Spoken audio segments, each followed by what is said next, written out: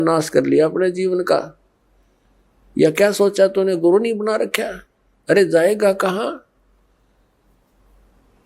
तो फिर उसने अपनी वो दूसरी प्रॉब्लम बताई कि भगवान विष्णु ने कहा है कि राजा जनक को मैं गुरु बनाऊं, मैं तो बाल ब्रह्मचारी और वो गृहस्थी, मैं कैसे, मैं तो शर्म आओ पिताजी, कैसे नमस्ते परम प्रणाम करूंगा, मुझे दंडवत करनी पड़ेगी।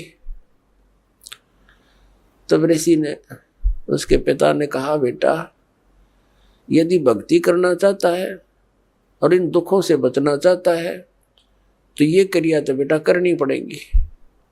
यार जब भगवान ने कह दिया, जब परमात्मा का आदेश हो गया, फिर अगर मगर कर तो विद्वान काहे का? तेरी 2 दिन की बैटरी चार्ज है, फिर 92 होगी तेरी बेटा। तो विद्वान कहा का तो जीवन नष्ट कर रहा है और मुझे भी कलंकित करेगा। जाकर नाम ले बेटा, जीवन नाश ना करे। तब वो गया राजा जनक के पास। अपने आत्मा राजा जनक के पास जब ऋषि जी पहुंचे, राजा जनक ने अपने सेवकों को, नौकरों से कहा, भाई आसन लगा दो, मैं ऋषि जी आए हैं, आज हमारे भाग उदय हो गए, आसन लगा दो, बढ़िया बढ़िया कपड़े लगा दो, फूलों से सजा दो। उन्होंने 1 मिनट में कहते ही कर दिए, आसन लगा दिया। तो कहा राजा जनक ने कि ऋषि जी विराजो, बैठो आसन पर। जमीन पर बैठ गया,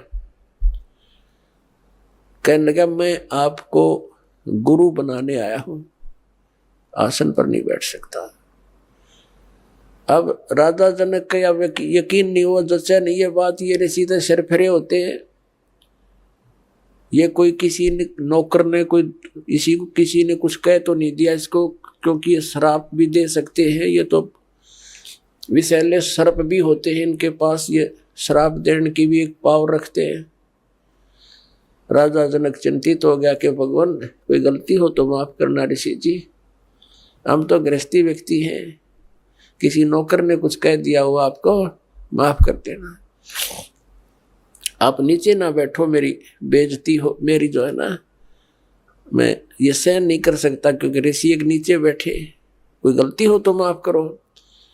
तो कहने लगा नहीं, आज मैं ऊपर नहीं बैठ सकता, क्योंकि मैं आपको गुरु बनाने आया हूँ। उसने सारी कहानी सुना दी, ऐसे ऐसे मैं विष्णु लोक में गया था और भगवान का आदेश है, मैं आपको गुरु बनाने आया हूँ।